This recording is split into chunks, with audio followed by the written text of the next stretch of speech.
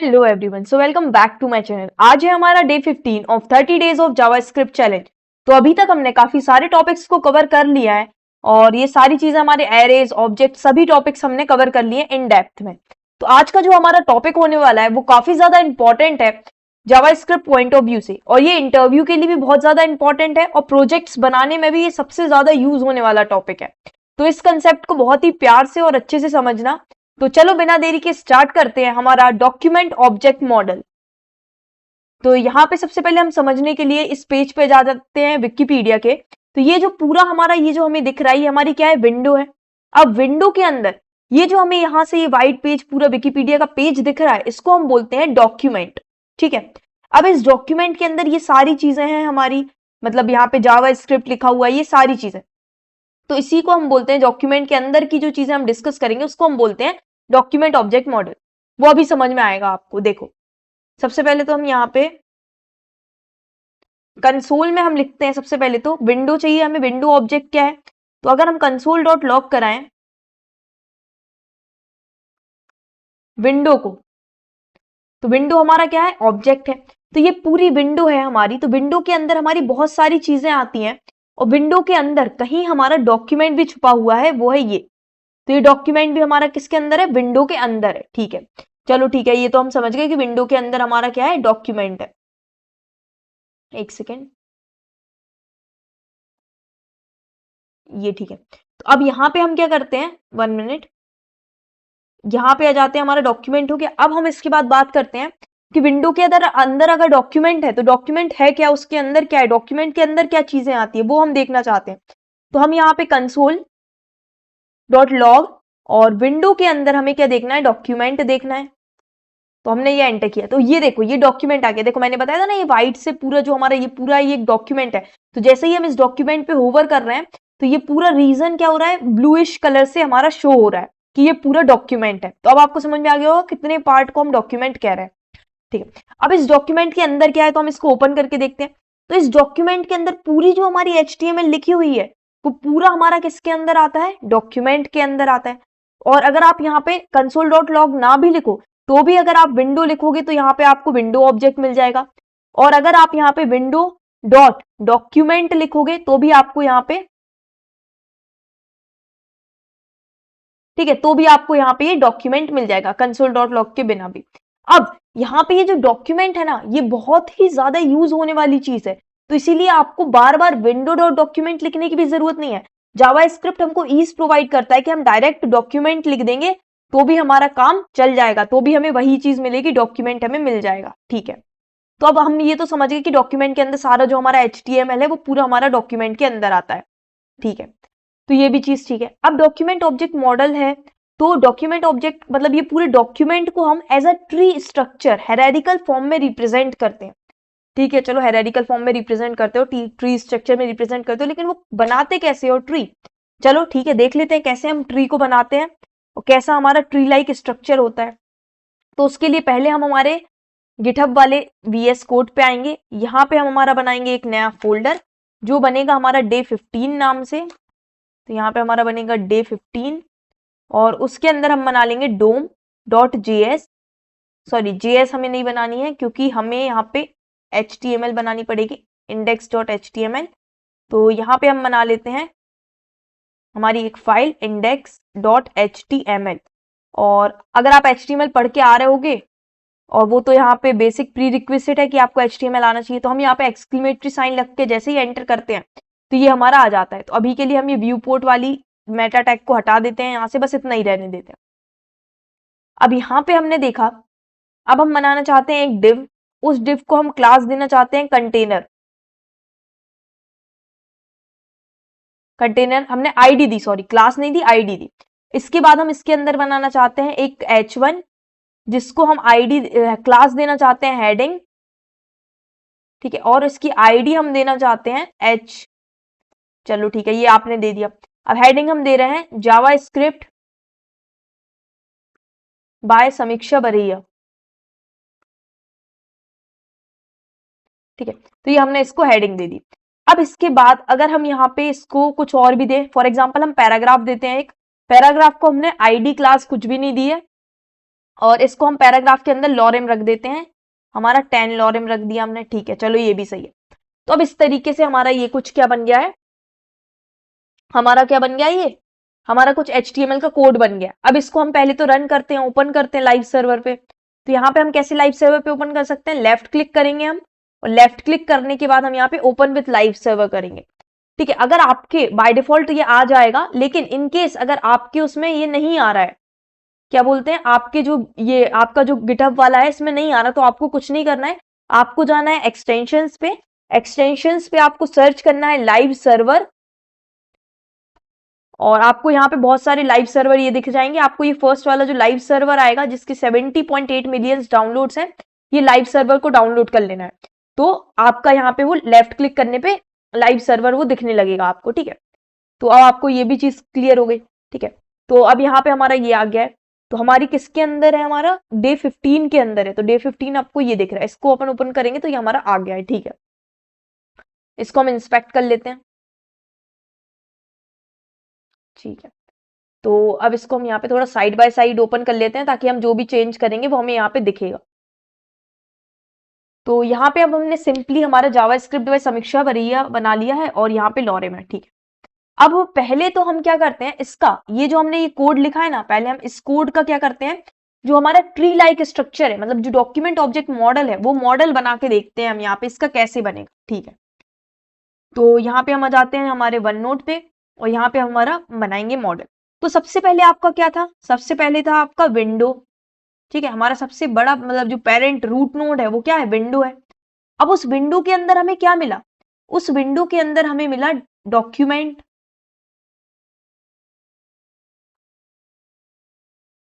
Window के अंदर हमें मिला डॉक्यूमेंट।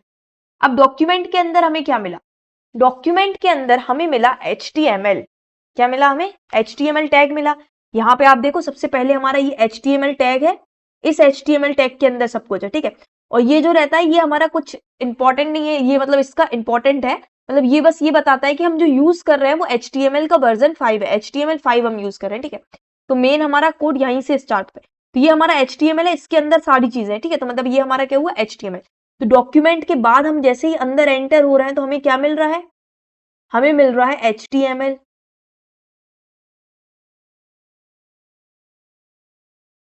अब HTML के हमारे कुछ चाइल्ड्स हैं, HTML के भी चाइल्ड है, ठीक है। कौन सा चाइल्ड है, एक है हमारा हेड और एक है हमारा ये बॉडी, ठीक है। हेड और बॉडी इसके क्या हो गए, दो चाइल्ड हो गए। तो यहां पे हमारा हो गया हेड और एक हो गया हमारा बॉडी, हेड और बॉडी हो गई। अब हमारे हेड के क्या चाइल्ड्स हैं, हेड का हमारा है मेटा टैग और एक है हमारा टाइटल, ठीक है। हेड का है हमारा मेटा और है हमारा टाइटल,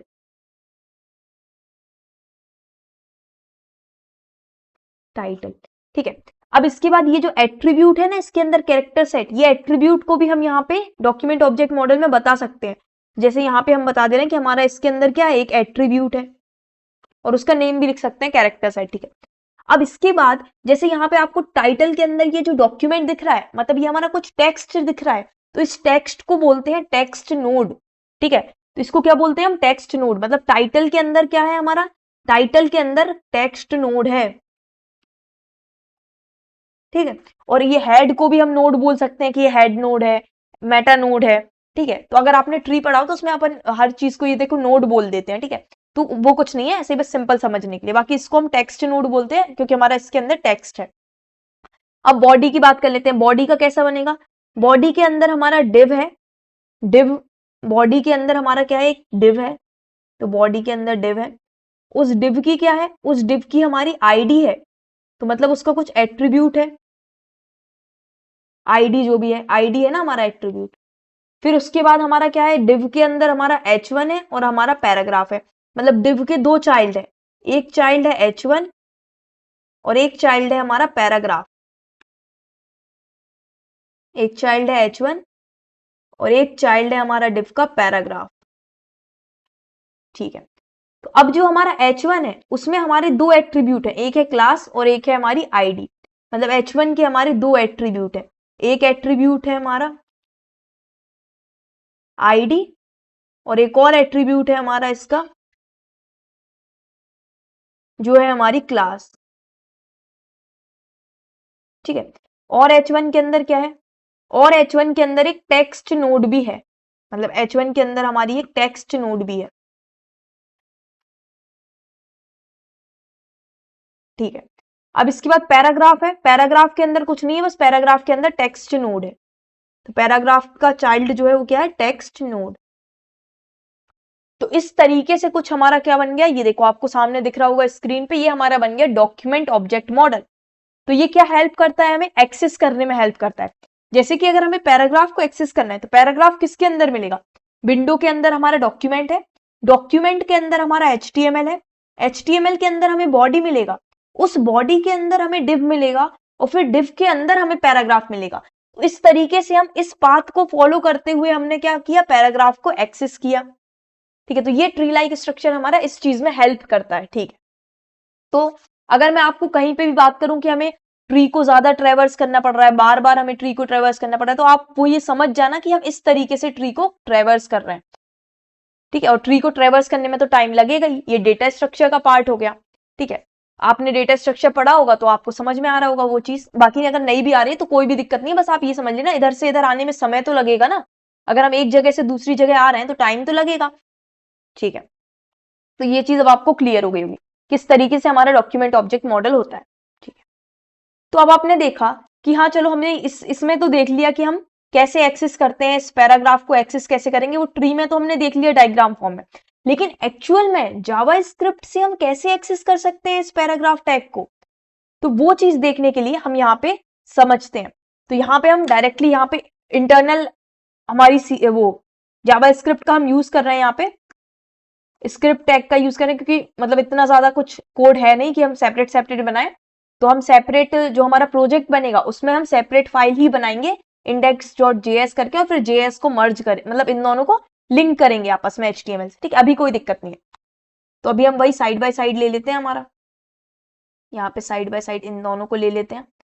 अब यहाँ पे अगर हम देखें,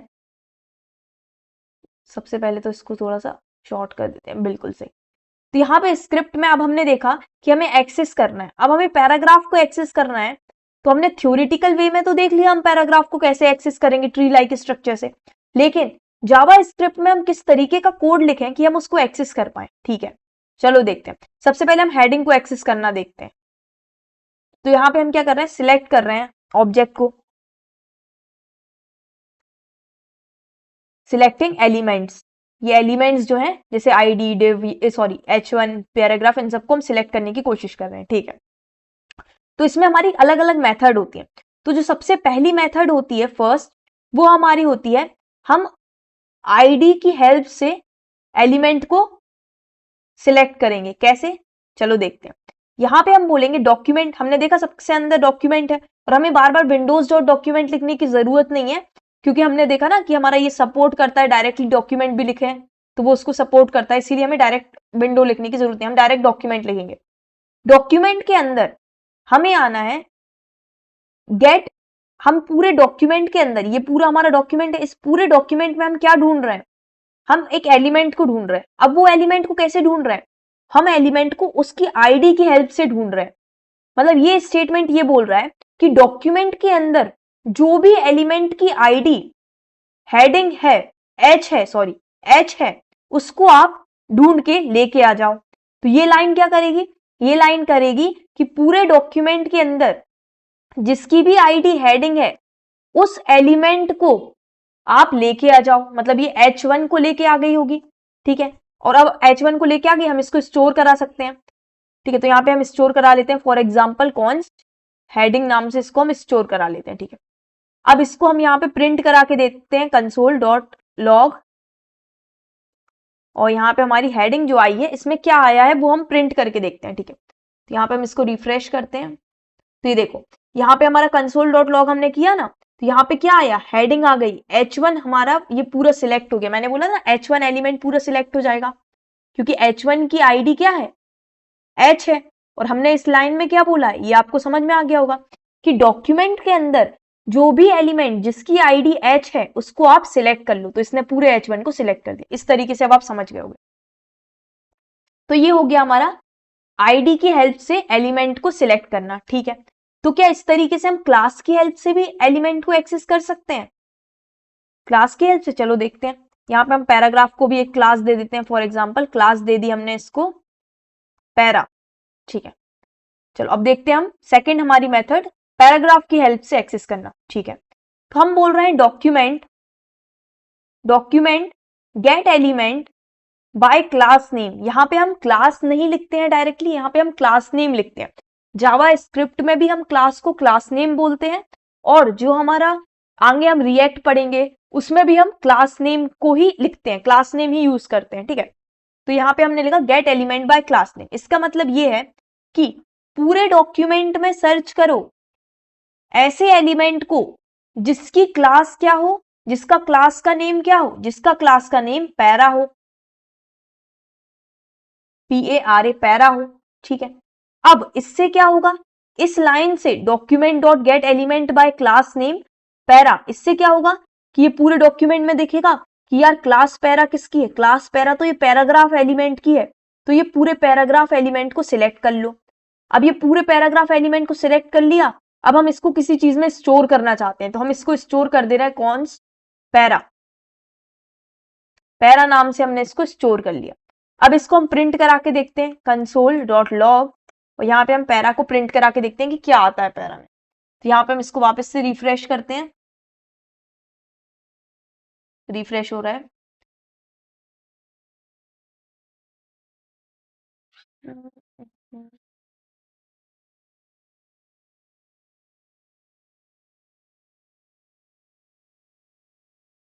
नेट स्लो है आई गेस।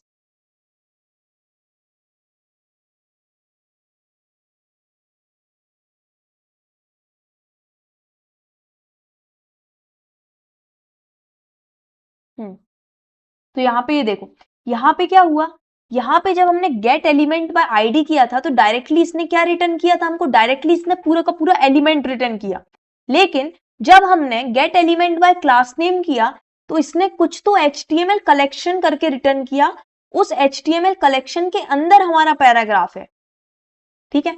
अब आप बोलोगे ये क्या नई चीज है HTML कलेक्शन, हमने तो सिलेक्ट पैराग्राफ को किया था लेकिन इसने तो HTML कलेक्शन के अंदर पैराग्राफ को रख के दिया है।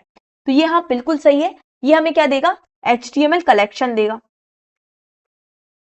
अब ये HTML कलेक्शन होता क्या है, HTML कलेक्शन एरे की तरह होता है लेकिन एरे नहीं होता। एरे की जो सारी हम जो मेथड्स वगैरह फंक्शन वगैरह रहते हैं वो हम सारे HTML कलेक्शन पे नहीं लगा सकते, ठीक है। तो बस ये एरे की तरह दिखता है, कुछ कुछ चीजें एरे की भी यूज कर लेता है लेकिन हमारा पूरा एरे की तरह नहीं होता ये, ठीक है। तो जब भी आप ये समझ लो, जब भी आप gate element by class name करोगे तो वो आपको डायरेक्टली एलिमेंट रिटर्न नहीं करेगा, वो आपको HTML कलेक्शन रिटर्न करेगा। और यहाँ पे हमें जब भी हम गेट एलिमेंट बाय आईडी करेंगे तो वो हमें क्या रिटर्न करेगा, डायरेक्ट एलिमेंट रिटर्न करेगा, ठीक है। तो ये चीज अब आपको क्लियर होगी। अब यहाँ पे हमारा HTML कलेक्शन पे हम क्या क्या कर सकते हैं, HTML कलेक्शन पे हम लेंथ को यूज कर सकते हैं, जैसे हम एरे में एरे डॉट लेंथ करते हैं वैसे यहाँ पे हम HTML collection dot length use कर सकते हैं। इसके अलावा यहाँ पे और भी सारे प्रोटोटाइप्स हैं, ये सारे हम इन सबको क्या कर सकते हैं यहाँ पे, जैसे ये हैज ओन प्रॉपर्टी भी हमने देखा था तो हम इसको भी यूज कर सकते हैं यहाँ पे। तो ये सारी चीजों को हम यहाँ पे यूज कर सकते हैं, लेकिन यहाँ पे आपको कहीं पे भी मैप नहीं दिख रहा है, फॉर ईच नहीं दिख रहा है, तो ये सब चीजों को हम यहाँ पे यूज नहीं कर सकते हैं, ठीक है। HTML कलेक्शन में ये सारी चीजों को हम यूज नहीं कर सकते, ठीक है। चलो ये दो चीजें क्लियर हो गई। अब नेक्स्ट हम और किसकी हेल्प से सिलेक्ट कर सकते हैं। अब यहाँ पे हम देखें तो हमें HTML में ये div दिख रहा है, H1 दिख रहा है, पैराग्राफ दिख रहा है। तो अगर हमें हमारे पूरे डॉक्यूमेंट में जितने भी H1 है उनको चाहिए हो तो हम कैसे कर सकते हैं। तो H1 क्या है, टैग का नेम है हमारा, तो क्या हम टैग के नेम से एलिमेंट को सिलेक्ट कर सकते हैं। जी हाँ बिल्कुल, हम टैग के नेम से एलिमेंट को सिलेक्ट कर सकते हैं। तो उसके लिए हमें क्या लिखना होगा, उसके लिए हमें लिखना होगा कि डॉक्यूमेंट तुम्हारे अंदर हम सिलेक्ट करना चाह रहे हैं किसको, एलिमेंट को। कैसे सिलेक्ट करना चाह रहे हैं, बाय टैग नेम, टैग के नेम से करना चाह रहे हैं। टैग के नेम से करना चाहते हो, ठीक है। क्या टैग नेम है, टैग नेम है हमारा पैराग्राफ। अब यहाँ पे तो एक ही पैराग्राफ है तो ये एक पैराग्राफ को पहले देख लेते हैं हम। तो यहाँ पे हम क्या करते हैं, इसको एक वेरिएबल के अंदर हम स्टोर कर लेते हैं टैग करके यहाँ पे। अब इसको हम टैग को प्रिंट कराते हैं कंसोल डॉट लॉग करके, यहाँ पे हम टैग को प्रिंट कराते हैं। अब वापस इसको हमें रिफ्रेश करना होगा। रिफ्रेश होने में ये टाइम ले रहा है थोड़ा ना।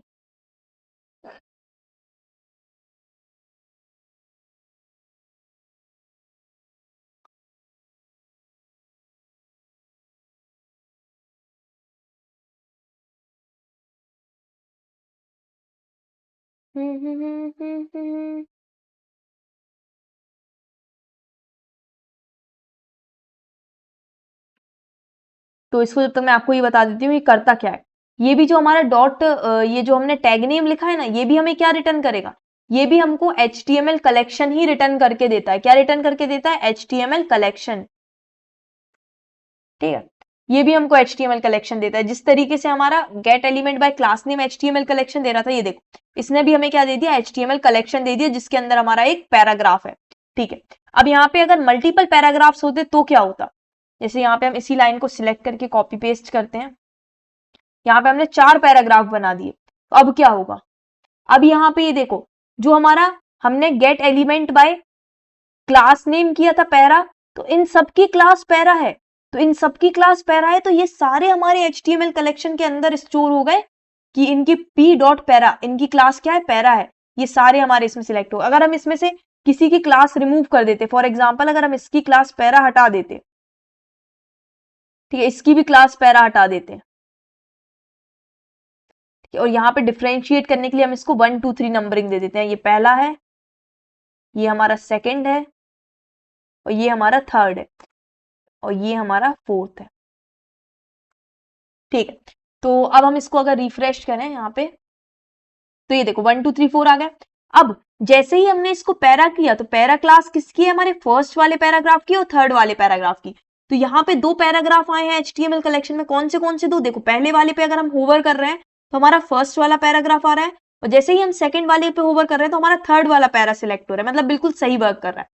और फिर जैसे ही हमने यहाँ पे टैग नेम से किया, टैग नेम p, तो यहाँ पे हमारे चारों का टैग क्या है, पैराग्राफ है, तो इसीलिए ये चारों हमारे क्या होंगे, इसमें सिलेक्ट होंगे HTML कलेक्शन में। ये देखो चारों एक एक करके हमारे क्या हो गए, सिलेक्ट हो गए। और यहाँ पे ये बता भी रहा है कि इस पैरा की आईडी पैराग्राफ है, लेकिन सॉरी क्लास पैरा है, लेकिन जो हमारा ये वाला पैराग्राफ है इसमें कोई भी क्लास नहीं है। इसकी भी क्लास पैरा है, लेकिन यहाँ पे ये वाला जो हमारा पैराग्राफ है इसके अंदर कोई भी क्लास नहीं है। तो इस तरीके से ये हमारा वर्क करता है।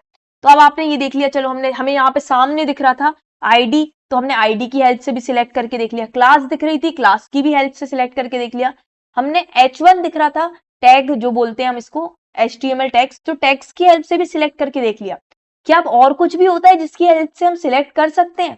जी हाँ, बिल्कुल होता है, और ये सबसे ज्यादा यूज होता है और सबसे ज्यादा यूज होता है। तो चलो देखते हैं, ये होता है हमारा क्वेरी सिलेक्टर। तो document dot query selector, selector नाम को सुना सुना सा लग रहा है, क्वेरी तो चलो अभी साइड में रखो, लेकिन सिलेक्टर को सुना सुना सा लग रहा है। सिलेक्टर आपने सुना होगा CSS में कि हमारा आईडी सिलेक्टर, क्लास सिलेक्टर। जब हम CSS में लिखते हैं ना डॉट, फिर क्लास नेम और फिर करली ब्रेसेस ओपन करते हैं, तो डॉट जो क्लास नेम है वो क्या है, हमारा सिलेक्टर है। ठीक है, तो CSS में जितने भी सिलेक्टर्स होते हैं उन सबको सपोर्ट करता है हमारा क्वेरी सिलेक्टर। मतलब जैसे हम CSS में HTML के एलिमेंट को सिलेक्टर की हेल्प से एक्सेस करते थे, वैसे ही हम जावास्क्रिप्ट में भी सेम सिलेक्टर का यूज करके, जो भी CSS के सिलेक्टर्स रहते हैं उन सारे सिलेक्टर्स का यूज करके जावास्क्रिप्ट में भी हम एलिमेंट्स को क्या कर सकते हैं, HTML के एलिमेंट्स को एक्सेस कर सकते हैं। बस हमें कुछ नहीं करना, हमें लिखना है डॉक्यूमेंट डॉट क्वेरी सिलेक्टर। मतलब डॉक्यूमेंट में आपको क्या देखना है, सिलेक्टर देखना है। क्या सिलेक्टर देखना है? अब इसके अंदर आपको, जैसे आप CSS में लिखते थे क्लास, अगर आपको क्लास सिलेक्टर से करना है तो आप CSS में क्या लिखते थे, डॉट, और फिर क्लास नेम लिखते थे। जैसे यहाँ पे क्लास हमारी है पैरा, तो ये हमारा क्या हो गया, क्लास नेम की हेल्प से सिलेक्ट हो गया। फिर अगर हमें CSS में आईडी को एक्सेस करना रहता था, आईडी की हेल्प से एक्सेस करना रहता था, तो हम CSS में क्या लिखते थे, CSS में लिखते थे हम हैशटैग और फिर आईडी का नेम। जैसे आईडी हमने यहाँ पे दे दी, हमारी क्या है आईडी, हेडिंग नहीं, H है हमारी आईडी, तो H आईडी दे दी। तो इस तरीके से हम किसी भी तरीके से, अगर हमें यहाँ पे पैराग्राफ लिखना रहता है तो हम पैराग्राफ लिख सकते हैं, टैग डायरेक्टली लिख सकते हैं।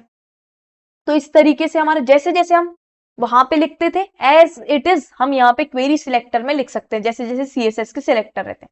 चलो अब इसको रन करा के भी दिखा दो, इतना बोला है तो हम यहाँ पे लिख देंगे कॉन्स्ट, इसको हम सेव कर लेते हैं यहाँ पे QS में, क्वेरी सिलेक्टर की चीज है ये। तो हमने यहाँ पे किसको सिलेक्ट किया है, जिसकी आईडी एच है। आईडी एच किसकी है, ये हमारे H1 की आईडी एच है, ठीक है। इसको प्रिंट करा के देख लेते हैं।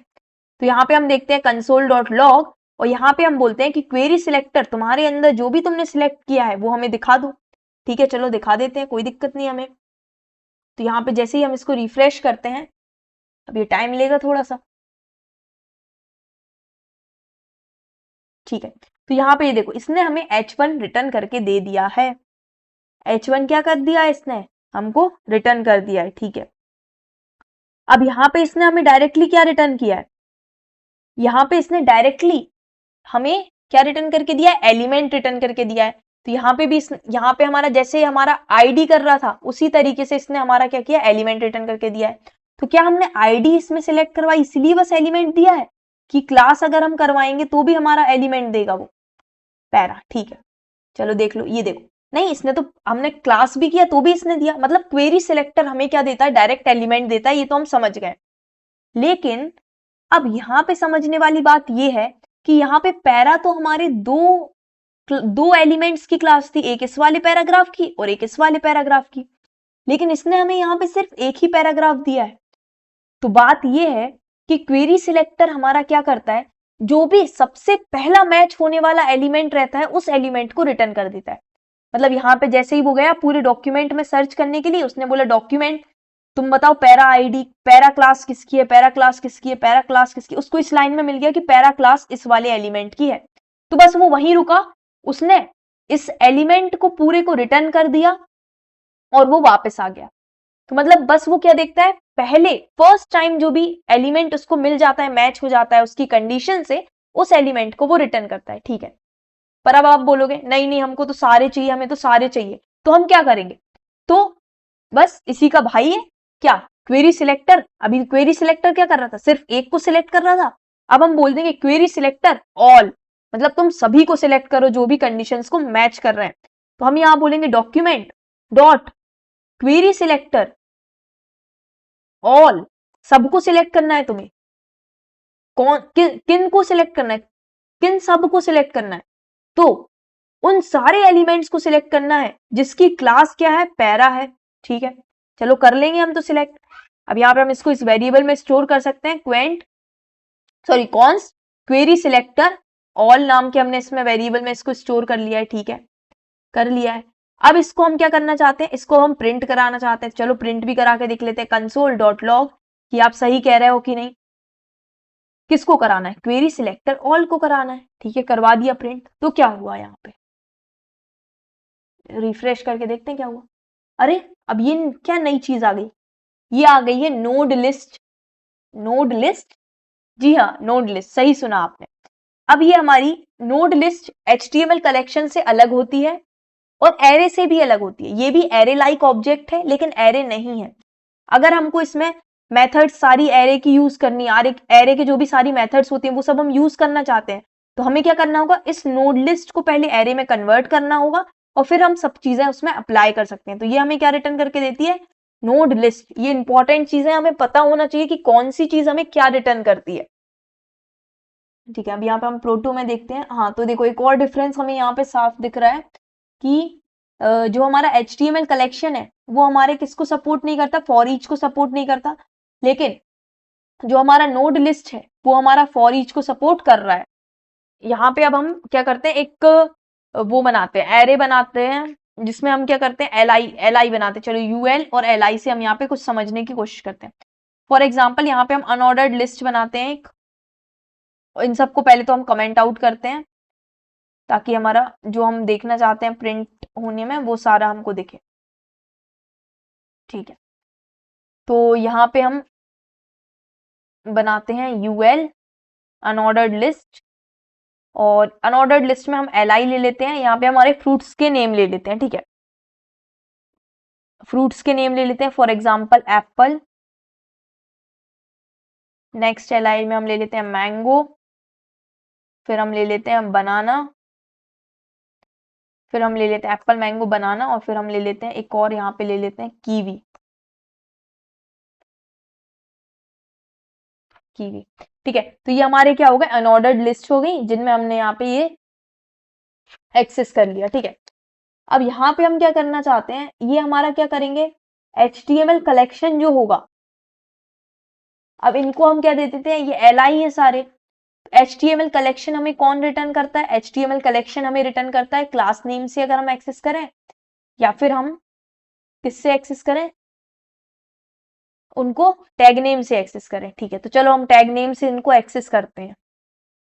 तो यहाँ पे हम इनको एक्सेस करने की कोशिश करते हैं, const fruits is equals to document के अंदर आप क्या करो, get element by tag name,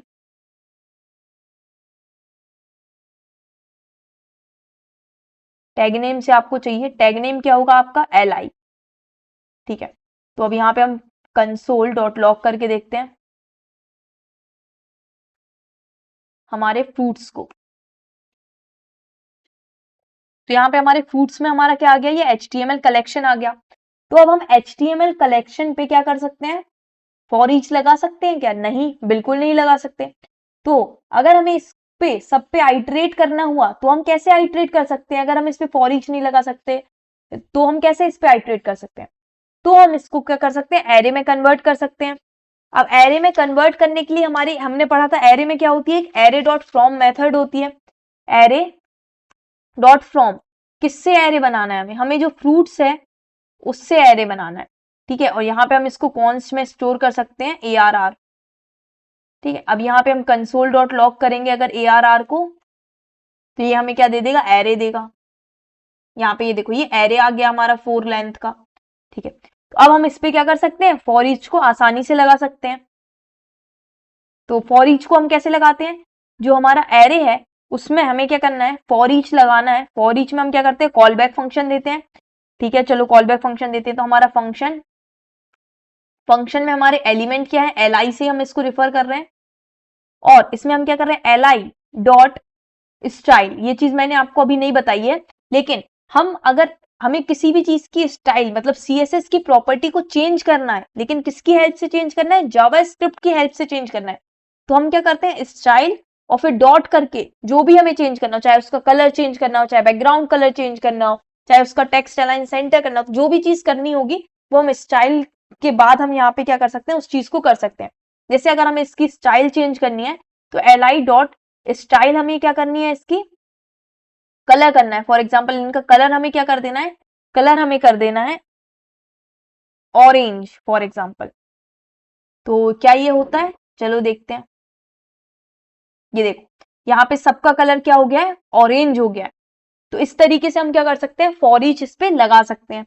कैसे, HTML कलेक्शन पे कैसे लगाएंगे फॉर ईच, पहले एरे में कन्वर्ट करो फिर फॉर ईच लगाओ। और नोड लिस्ट पे तो हमें पता है, नोड लिस्ट तो सपोर्ट करता है फॉर ईच को, तो वहां पे हम डायरेक्टली फॉर ईच लगा सकते हैं। ठीक है, ठीक है, चलो ये अब काफी बातें हो गई हमारी।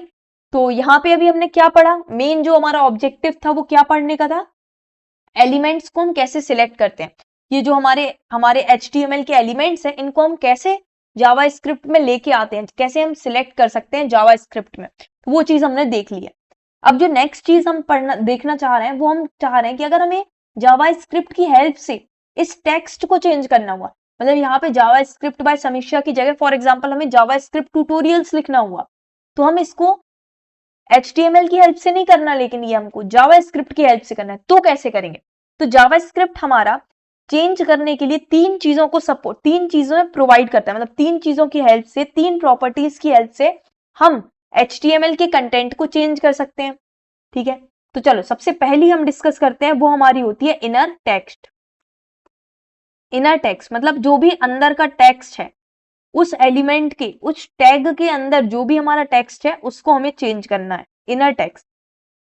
तो यहाँ पे क्या होता है, यहाँ पे फॉर एग्जाम्पल हमारा यहाँ पे क्या है, ये है हमारा पैराग्राफ। ठीक है, अब इस पैराग्राफ, सॉरी हमें हेडिंग को लेते हैं। ठीक है, हम हेडिंग को चेंज करना चाहते हैं, जावास्क्रिप्ट बाय समीक्षा की जगह जावास्क्रिप्ट ट्यूटोरियल करना चाहते हैं।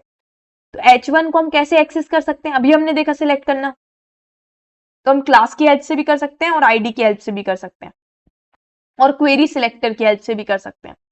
तो हम यहाँ पे चलो क्वेरी सिलेक्टर की हेल्प से फॉर एग्जाम्पल करते हैं, डॉक्यूमेंट डॉट क्वेरी सिलेक्टर जिसकी हमारी क्या हो, एच हो, क्या इसकी क्लास, सॉरी आईडी इसकी एच हो, उसके इनर टेक्स्ट को आप क्या कर दो, उसके इनर टेक्स्ट को आप कर दो जावा स्क्रिप्ट ट्यूटोरियल। ठीक है, जावा स्क्रिप्ट ट्यूटोरियल कर दो। तो क्या इस लाइन से हमारा ये टेक्स्ट चेंज हो जाएगा? जी हाँ, बिल्कुल चेंज हो जाएगा। इसको हम रिफ्रेश करके देखते हैं, ये देखो बिल्कुल जावा स्क्रिप्ट ट्यूटोरियल हो गया। वाह यार, ये तो कमाल की चीज है। ठीक है, चलो ये भी ठीक है। अब अगर हम यहां से, अगर हमें इससे नहीं करना है, फॉर एग्जाम्पल, अब यहाँ पे चलो फिर से देखते हैं, काम करते हैं। यहाँ पे सेकंड जो हमारी मेथड होती है वो होती है हमारी inner HTML.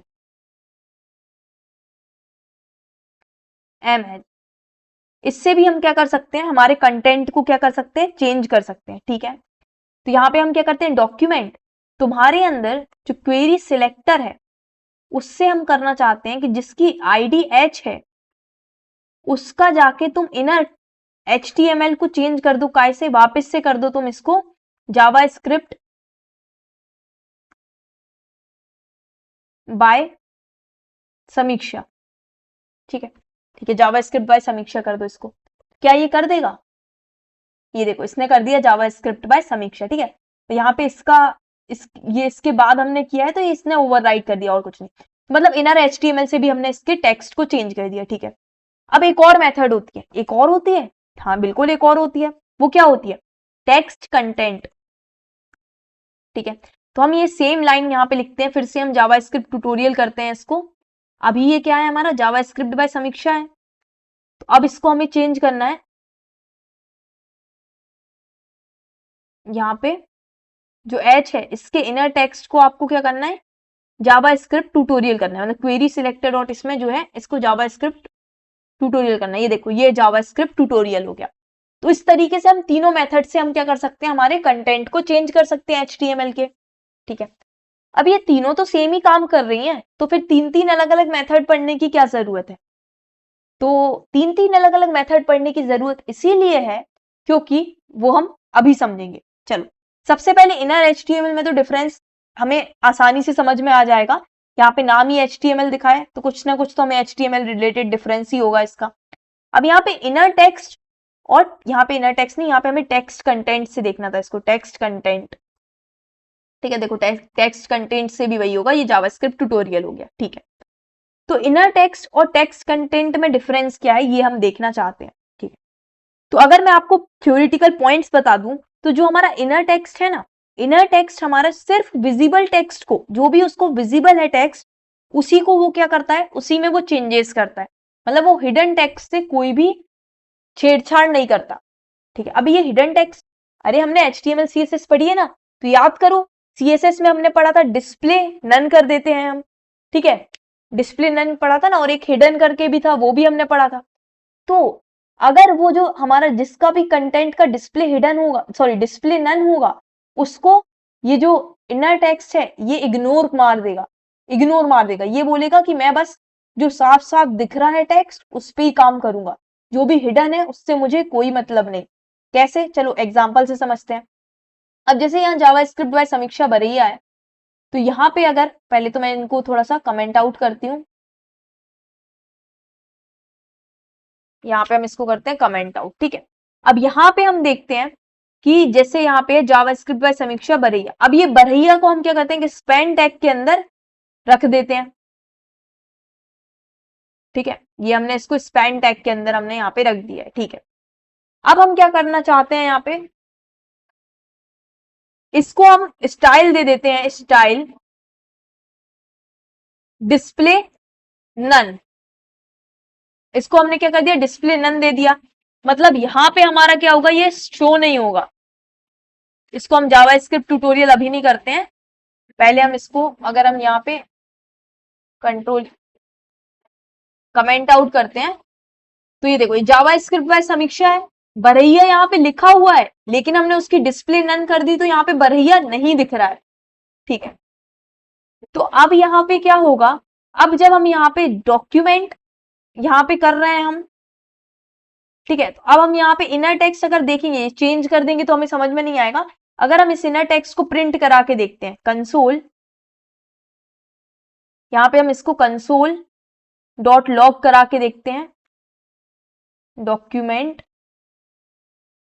Dot query selector, इसको पूरे को हम इसके इनर टेक्स्ट को क्या करते हैं, देखते हैं कि इसके अंदर इनर टेक्स्ट में आता क्या क्या है। ठीक है, तो यहाँ पे document dot query selector hashtag ये कंसोल डॉट लॉग। ठीक है, अब यहाँ पे ये देखो क्या बोला इसने, डॉक्यूमेंट, डॉक्यूमेंट की स्पेलिंग गलत लिखी है क्या, डॉक्यूमेंट। ठीक है, अब सही है।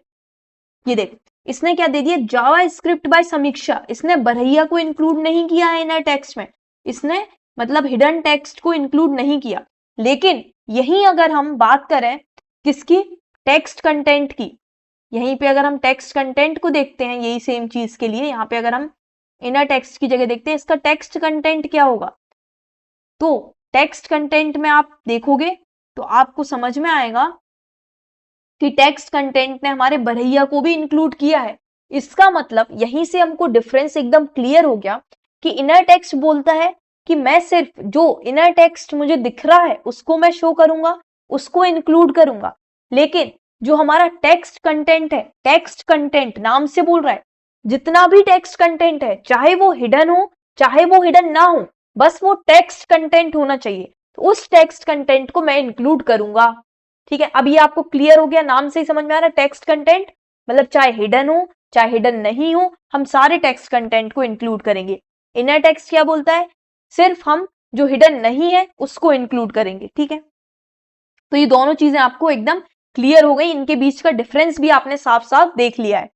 अब इनर HTML की बात और कर लें, चलो तो लगे हाथ हमारे इनर HTML को और देख लेते हैं। तो यहां पे हम बोलते हैं इनर HTML।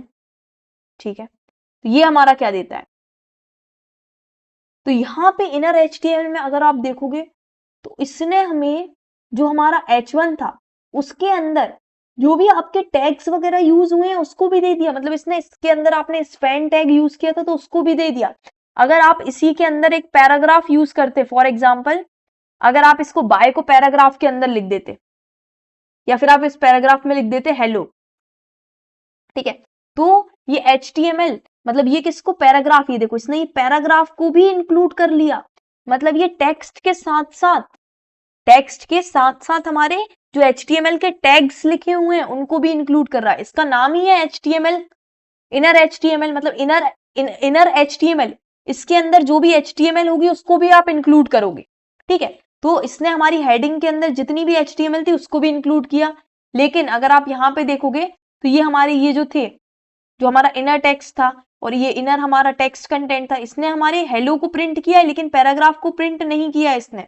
समझ रहे हो आप ये सब चीजें, तो अब आपको ये तीनों के बीच में भी डिफरेंस एकदम क्लियर हो गया होगा कि आपको कहां पे इनर टेक्स्ट यूज करना है, कहां पे इनर HTML यूज करना है और कहां पे आपको टेक्स्ट कंटेंट यूज करना है। ठीक है, तो ये थी हम कैसे हम चेंज कर सकते हैं चीजों को। तो ये नोट्स से आपको और अच्छे से समझ में आएगा, नोट्स में आप और रीड कर लोगे तो एक बार तो और क्रिस्टल क्लियर हो जाओगे, खुद से रिवाइज करोगे तो। अब CSS को चेंज करना हुआ तो वो तो हम ऑलरेडी देख चुके हैं, पर हम और अच्छे से देख लेते हैं एक बार। यहाँ पे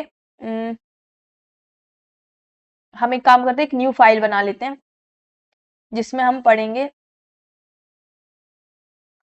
CSS प्रॉपर्टीज को हम देखेंगे। ठीक है, तो यहाँ पे हमारी न्यू फाइल बना लेते हैं जिसमें हम पढ़ेंगे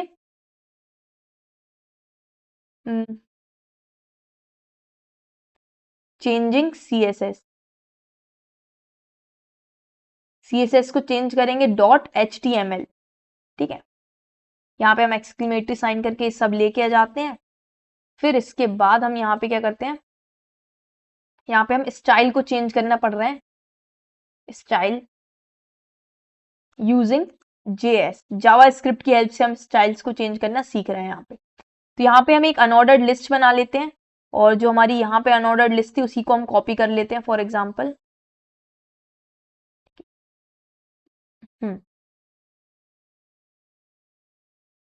ये हो गई हमारी अनऑर्डर्ड लिस्ट।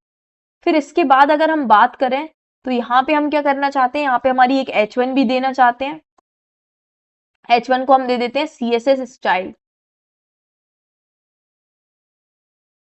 और यहाँ पे हम इसको ID दे देते हैं फॉर एग्जाम्पल H और इसको क्लास दे देते हैं हम हेडिंग और यहाँ पे हम इसको भी क्लास, इसको भी हम ID दे देते हैं फॉर एग्जाम्पल इसको ID दे देते हैं हम लिस्ट। ठीक है, ओके। तो अब ये हमारी कुछ तरीके का हमने HTML बना लिया है। अब यहाँ पे हम हमारी स्क्रिप्ट लिखते हैं स्क्रिप्ट टैग के अंदर। अब इसको हम पहले ये पोर्ट को स्टॉप करते हैं,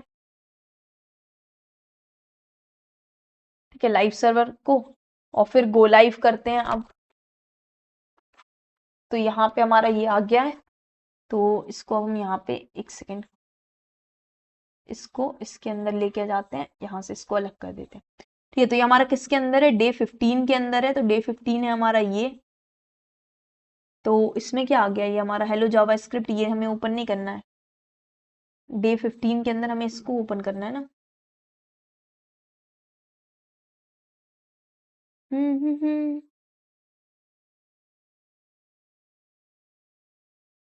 क्या बहुत स्लो चल रहा है ये नेट, पता नहीं क्यों।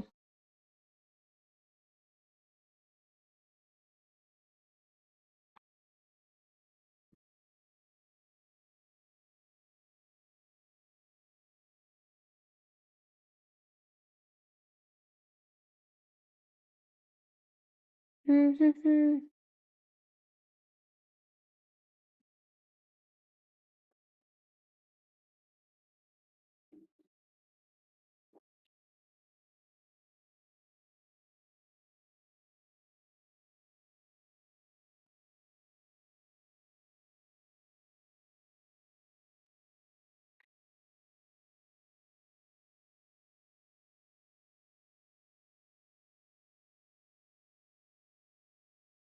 इसके अंदर डे 15 के अंदर हमारे यही वाला पेज क्यों ओपन हो रहा है। डे 15 के अंदर हमें करना है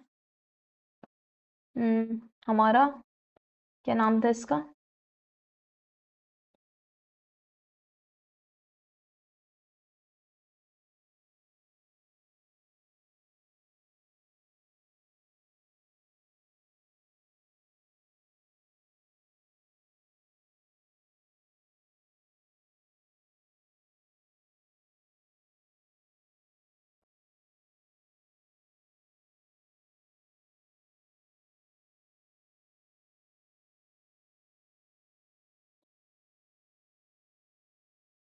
ठीक है। तो ये हमारी CSS स्टाइल हमने इसको ओपन कर लिया है, ठीक है। तो अब इसको हम साइड बाय साइड ले आते हैं, तो यहाँ पे हमें देखने को मिलेगा। कंसोल भी ले आते हैं, तो जो भी कंसोल में चेंज होगी वो सारी चीजें भी हमको यहाँ पे शो होंगी। तो अब यहाँ पे हम क्या करते हैं, यहाँ पे हम इसको सबसे पहले हमें क्या करना है, यहाँ पे एप्पल मैंगो बनाना कीवी है।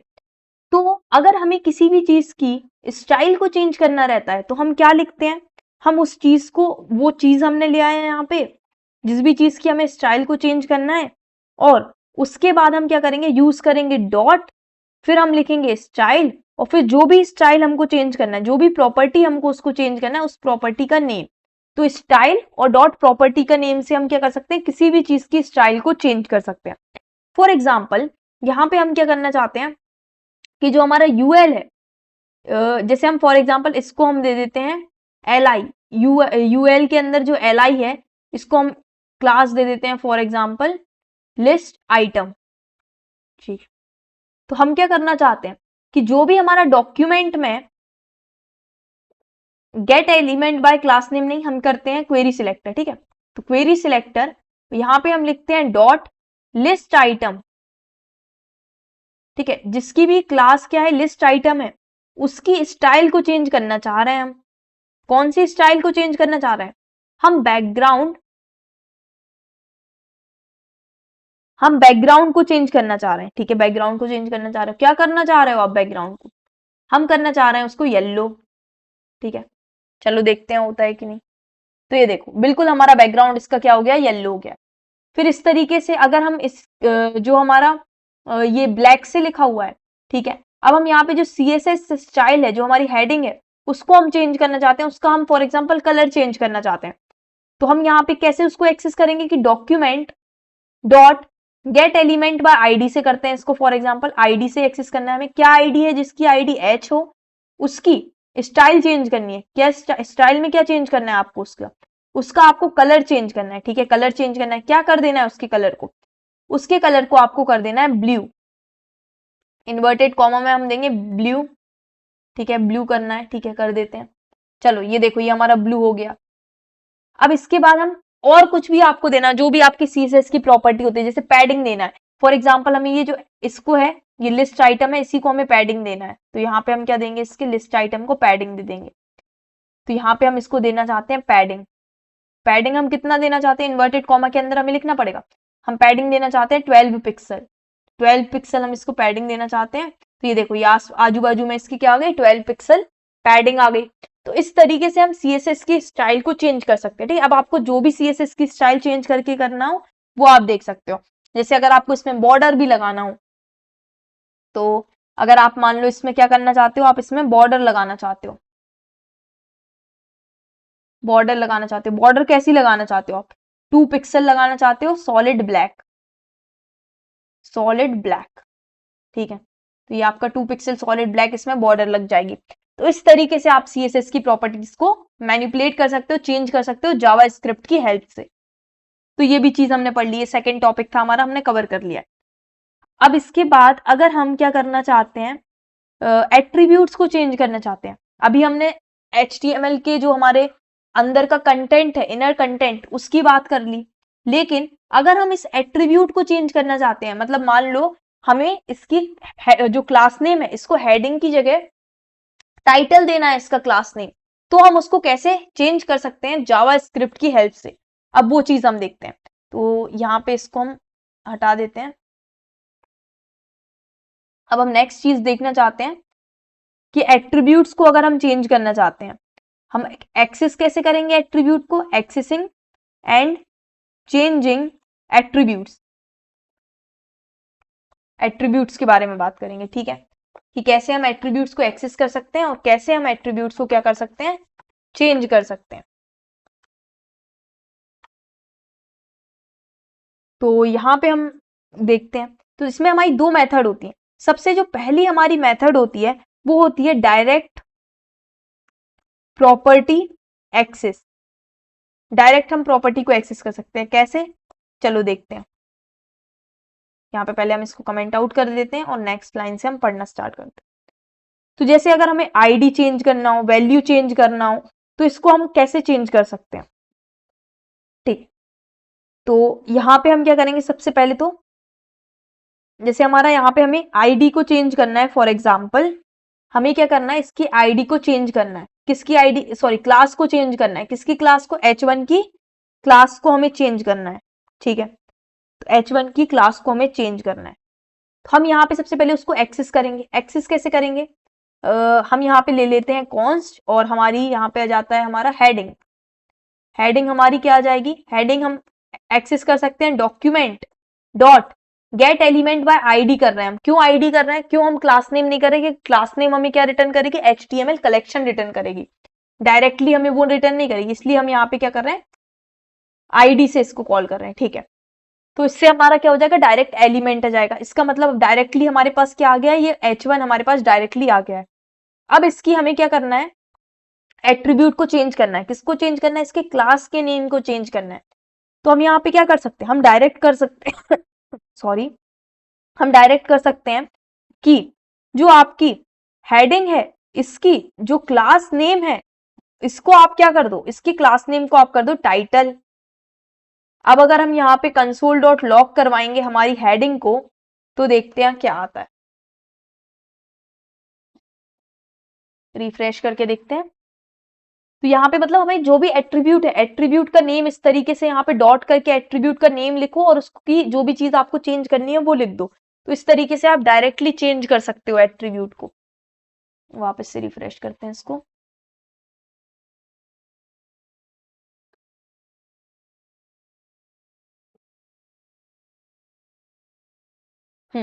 तो ये देखो, अब आपकी यहाँ पे देखो क्लास जो है वो काय में चेंज हो गई है, टाइटल में चेंज हो गई है।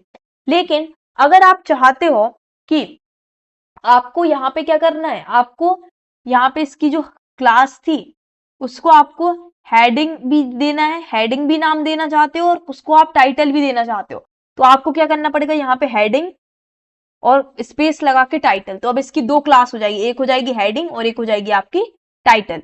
तो इस तरीके से आप क्लास नेम को चेंज कर सकते हो। अगर आपको इसकी आईडी को चेंज करना होगा तो आप क्या बोलोगे, हेडिंग तुम्हारी आईडी को तुम क्या कर दो, तुम्हारी आईडी को तुम कर दो फॉर एग्जाम्पल टी कर दो, फॉर एग्जाम्पल टी कर रहे हैं हम ऐसा, तो यहाँ पे इसने एच की जगह आईडी को क्या कर दिया, टी कर दिया। तो इस तरीके से हम किसी भी प्रॉपर्टी की कुछ भी चीज को चेंज करते हैं, सिर्फ आईडी और क्लास की बात नहीं है। जैसे हमारे फॉर्म्स में अगर आपने पढ़ा होगा, फॉर्म में नेम होता है, इनपुट में हमारा होता है, इनपुट टेक्स्ट में भी काफी सारे एट्रीब्यूट होते हैं, इमेज में होता है, एसआरसी होता है, तो एसआरसी को चेंज करना होगा तो आप डायरेक्टली आपने इमेज को एक्सेस कर लिया और फिर उसके बाद डॉट करके एसआरसी लिया और एसआरसी में आपने यहाँ पे इन्वर्टेड कॉमा के अंदर आपने दूसरी इमेज की लिंक प्रोवाइड कर दी। तो इस तरीके से आप क्या कर सकते हो, डायरेक्टली प्रॉपर्टी मतलब सॉरी डायरेक्टली एट्रीब्यूट्स को क्या कर सकते हो, चेंज कर सकते हो। ठीक है, तो ये तो हमारी डायरेक्ट मेथड हो गई। ठीक है, डायरेक्ट मेथड हो गई, ये तो ठीक है। अब लेकिन अगर हमारी सेकंड मेथड जो होती है जिसको हम यूज करते हैं, वो सेकंड मेथड होती है हमारी सेट एट्रीब्यूट, गेट एट्रीब्यूट और रिमूव एट्रीब्यूट। अगर हमें एट्रीब्यूट को सेट करना है तो हम सेट एट्रीब्यूट का यूज करेंगे। अगर हमें एट्रीब्यूट को गेट करना है, बस हम एट्रीब्यूट चाहते हैं कि अभी एट्रीब्यूट की वैल्यू क्या है, तो हम उसको गेट एट्रीब्यूट की हेल्प से ले सकते हैं। और अगर हमें एट्रीब्यूट को रिमूव करना है तो हम रिमूव एट्रीब्यूट का यूज कर सकते हैं। तो ये हमारी कुछ एट्रीब्यूट्स की प्रॉपर्टीज होती हैं। तो सबसे पहले हम पढ़ेंगे सेट एट्रीब्यूट। सेट एट्रीब्यूट में क्या होता है, तो ये जो सेट एट्रीब्यूट मेथड होती है ना, इसमें हमारे पैरामीटर्स आते हैं। एक हमारा पैरामीटर रहता है नेम और एक हमारी रहती है वैल्यू, मतलब कौन से एट्रीब्यूट को और क्या वैल्यू देनी है आपको, मतलब किस एट्रीब्यूट को आपको सेट करना है इस वैल्यू से। ठीक है, तो जैसे फॉर एग्जाम्पल अगर अभी हमने ये सारी चीजें चेंज डायरेक्ट मेथड से नहीं की होती तो हमारा यहाँ पे क्या होता, यहाँ पे हमारी वही सेम चीज होती है। अगर यहाँ पे हम हेडिंग अकेले को प्रिंट करा के देखें, सॉरी हेडिंग को एक्सेस हमने नहीं किया यहाँ पे, एक्सेस करने के बाद ठीक है। हाँ, अब यहाँ पे हेडिंग में हमारी आईडी इसकी एच है और क्लास इसकी हेडिंग है। ठीक है, अब हम यहाँ पे सेट एट्रीब्यूट की हेल्प से जो इसकी क्लास है उसको हम क्या चेंज करना चाहते हैं, हम क्लास को करना चाहते हैं फॉर एग्जाम्पल क्लास को हम यहाँ पे चेंज करना चाहते हैं किससे, हेडिंग से, सॉरी टाइटल से, या फिर हम आईडी को टाइटल करना चाहें, किसी भी चीज को कर सकते हैं। तो हम यहाँ पे क्या करेंगे, सबसे पहले जो हमारी हेडिंग है, हेडिंग, तो हेडिंग के अंदर हेडिंग में आपको क्या करना है, सेट करना है हेडिंग के एट्रीब्यूट को। कौन से एट्रीब्यूट को सेट करना है, आपको आईडी एट्रीब्यूट को सेट करना है और उसकी वैल्यू आपको क्या डाल देनी है, उसकी वैल्यू आपको टाइटल डाल देनी है। ठीक है, अब इसके बाद हम कंसोल डॉट लॉग हेडिंग करा के देखते हैं तो क्या आता है, इसकी टाइटल होती है कि नहीं वो देखते हैं। तो यहाँ पे ये देखो, इसकी जो आईडी थी यहाँ पे देखो ये टाइटल हो चुकी है, मतलब चेंज होके क्या हो गई है, टाइटल हो गई है। तो इस तरीके से आपको दिखा चेंज, कैसे आपने चेंज किया, एच की जगह क्या हो गई, इसकी टाइटल हो गई है। ठीक है, अब इसके बाद सेट कर दिया आपने इस एट्रीब्यूट को, और यहाँ पे आपने एक बार सेट कर दिए तो वो आपको पहले भी, मतलब पहले यहाँ पे सेट हुआ, जावा स्क्रिप्ट हमने बोला था ना 2 फेज में रन करती है, तो पहले इसने क्या कर दिया, पहले जाके सेट कर दिया और फिर एक्सेस हो रहा है, होस्टिंग में हमने पढ़ा था। तो ये इसमें अब हेडिंग की इसमें आईडी क्या हो गई, टाइटल हो गई, इसलिए यहाँ पे भी वो टाइटल प्रिंट कर रहा है और यहाँ पे भी टाइटल प्रिंट कर रहा है। इसमें ये होस्टिंग का कंसेप्ट आ गया। ठीक है, तो इस तरीके से अब आपको समझ में आ गया कि आप किसी भी एट्रीब्यूट को सेट कर सकते हो सेट एट्रीब्यूट मेथड से। ओके, अब यहाँ पे हम फॉर एग्जांपल नेक्स्ट हमारा पढ़ते हैं गेट एट्रीब्यूट। सेट एट्रीब्यूट समझ में आ गया। अगर आपको जैसे इमेज में एसआरसी चेंज करना हो तो आप यहाँ पे आईडी की जगह एसआरसी लिख सकते हो।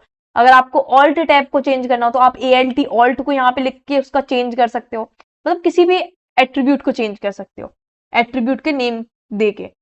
अब यहाँ पे हमें किसी भी एट्रीब्यूट को गेट करना हो, एट्रीब्यूट, तो गेट एट्रीब्यूट में हमारा क्या होता है, तो गेट एट्रीब्यूट में हमारा सिर्फ हमें पास कराना होता है कि हमें क्या चाहिए।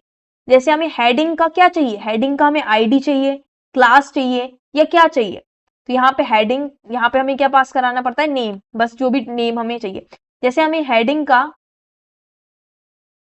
हेडिंग डॉट, हमें हेडिंग का चाहिए गेट एट्रीब्यूट और यहाँ पे हम लिख देंगे क्लास नेम।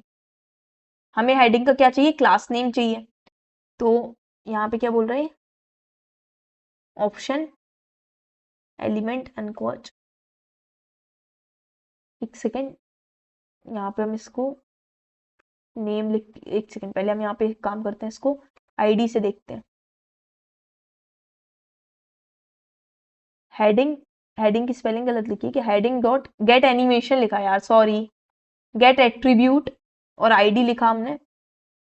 तो ये देखो आईडी आईडी हमें इसने यहाँ पे ये बता दी है, यहाँ पे ये देखो इसने हमें पूरा H1 ही रिटर्न किया है ना, यहाँ पे पहले ऊपर के पूरे हम यहाँ पे एक सेकेंड, अच्छा हमने प्रिंट नहीं कराया तो इसको हमें स्टोर करके प्रिंट कराना होगा, ये सब प्रिंट हो रहे हैं अभी हमारे, ठीक है। अभी इसको हम इरेज कर दिया, ठीक है बस।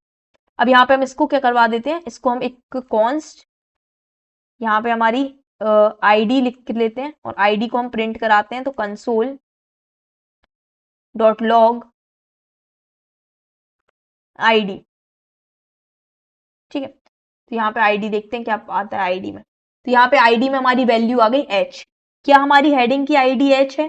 बिल्कुल सही, हमारी हेडिंग की आईडी क्या है, h है। अब यहाँ पे अगर हम क्लास लिखेंगे, इसकी क्लास क्या है, तो क्लास इसकी क्या है, हेडिंग है। यहाँ पे ये देखो इसकी क्लास क्या है, हमारी हेडिंग है। और अगर यहाँ पे मल्टीपल क्लास होती, फॉर एग्जाम्पल टाइटल भी इसकी क्लास होती, तो यहाँ पे क्या आता, हेडिंग आता और साथ ही साथ टाइटल भी आता। तो आप समझ गए होगे किस तरीके से हमारा गेट एट्रीब्यूट क्या करता है, वर्क करता है। बस एट्रीब्यूट का नाम दे दो तो ये हमें उस एट्रीब्यूट के बारे में इंफॉर्मेशन दे देगा, उसकी वैल्यू दे देता है, सिंपल बात। तो ये क्या दे देता है, ये हमें रिटर्न करता है वैल्यू ऑफ एट्रीब्यूट। एट्रीब्यूट की जो भी वैल्यू होती है उसको वो हमें रिटर्न करके दे देता है। अब लास्ट हमने पढ़ा था कौन सा, रिमूव एट्रीब्यूट हमने देखा था, देखना है मतलब हमको एट्रीब्यूट। रिमूव एट्रीब्यूट नाम से ही समझ में आ रहा है ये उस एट्रीब्यूट को हटा देगा, ठीक है। तो अब हम यहाँ पे रिमूव करना चाहते हैं एट्रीब्यूट को, तो फॉर एग्जाम्पल यहाँ पे हम इस क्लास एट्रीब्यूट को रिमूव करना चाहते हैं, हेडिंग का जो क्लास एट्रीब्यूट है उसको हम रिमूव करना चाहते हैं। तो हम लिखेंगे heading dot remove attribute, remove attribute.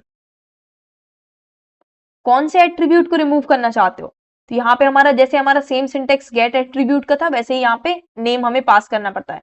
किस एट्रीब्यूट को रिमूव करना चाहते हो, हम यहाँ पे क्लास एट्रीब्यूट को रिमूव करना चाहते हैं, ठीक है। तो इसने क्लास एट्रीब्यूट को रिमूव कर दिया। अब यहाँ पे ये हमें रिटर्न क्या करता है हम ये भी देख लें, तो यहाँ पे हम प्रिंट करा के देख लेते हैं इसको, कंसोल डॉट लॉग, ये कुछ रिटर्न करता है कि नहीं, कि बस रिमूव कर देता है खाली। हाँ इसको हम एक सेकेंड रिफ्रेश, हाँ ये देखो ये कुछ रिटर्न नहीं करता, ये बस इसने अपना काम कर दिया, रिमूव कर दिया। अब अगर हम यहाँ पे कंसोल डॉट लॉग करके प्रिंट करा के देखते हैं हेडिंग को कि उसमें से रिमूव हुआ है कि नहीं, तो वो चीज अब हमारी प्रिंट होगी। देखो यहाँ पे क्या आ गया, ये हेडिंग H1 और H1 हैश H, मतलब अच्छा H1 है, उसकी आईडी अकेली H है, इस तरीके से इसने रिटर्न किया है। यहाँ पे गेट एलिमेंट बाय आईडी दिया था ना हमने, हेडिंग मतलब इसकी अब क्लास जो है वो हट चुकी है ना। यहाँ पे अगर हम करें gate element document dot gate नहीं क्वेरी सिलेक्टर, और यहाँ पे अगर हम H1 को सिलेक्ट करें तो हमारा देखें क्या आता है। तो ये देखो H1 में से इसने हमारी क्या क्लास को ये देखो रिमूव कर दिया है, यहाँ पे सिर्फ आईडी है H हमारी। तो इससे आप समझ गए होगे कि रिमूव एट्रीब्यूट हमारे एट्रीब्यूट को किस तरीके से रिमूव करता है। बस कुछ नहीं, हमें एट्रीब्यूट का नेम देना है कि हम इस एट्रीब्यूट को रिमूव करना चाहते हैं। सिमिलरली जब हमें एट्रीब्यूट की वैल्यू चाहिए रहती है तो हम बस ये बोलते हैं कि हमें इस एट्रीब्यूट की वैल्यू चाहिए, तो हम उस एट्रीब्यूट का नाम पास करा देते हैं, तो उसकी वैल्यू हमें रिटर्न हो जाती है। और अगर हमें एट्रीब्यूट को सेट करना होता है तो हमें बताना होता है कि हम किस एट्रीब्यूट को सेट करना चाहते हैं और उसमें क्या वैल्यू हम सेट करना चाहते हैं, तो वो वैल्यू को पास कराना चाहते हैं। अब ये तीनों चीजें आपकी तीनों पॉइंट एकदम क्लियर हो गए होंगे।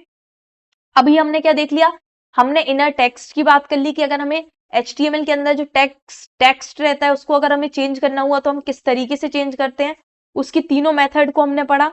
फिर उसके बाद हमने देखा कि अगर हमें एट्रीब्यूट्स को चेंज करना होता है तो हम एट्रीब्यूट्स को कैसे चेंज करते हैं, और उसके ये दोनों चीजों के पहले हमने क्या पढ़ा था, किसी भी एलिमेंट को अगर हमें एक्सेस करना हो, सिलेक्ट करना हो, तो हम कैसे एलिमेंट को सिलेक्ट कर सकते हैं।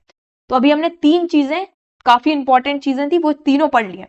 तो ये एकदम बेसिक क्लियर होगा ना हमारा, तभी हम ज्यादा अच्छे से कर पाएंगे, ठीक है। तो अगर अभी हमने देखा था कि हमारा ये ट्री लाइक स्ट्रक्चर में स्टोर करता है, ट्री लाइक स्ट्रक्चर में स्टोर करता है, तो इसका भी कुछ ना कुछ यूज होगा। अगर हमें मान लो हम यहाँ पे हैं और अगर हमें ये वाली चीज हम एक्सेस करना चाहते हैं, तो क्या हम वापस से ये पूरा ट्री ट्रेवर्स करके आए, या फिर हमारी ऐसी कोई प्रॉपर्टी होनी चाहिए ना। देखो यहाँ हर बार हमें यहाँ से ट्रेवर्स करना पड़ता है यहाँ तक आने के लिए, ये तो हमें पता ही है, ठीक है। लेकिन अगर हमारे पास यहाँ पे हमारे पास रेफरेंस है कि हम यहाँ तक ऑलरेडी आ चुके हैं और अगर हमें यहाँ पे आना हुआ तो क्या हमें ये पूरा ट्रेवर्स करने की जरूरत है कि क्या हम डायरेक्टली इधर से इधर आ जाएं तो हमारा फायदा होगा?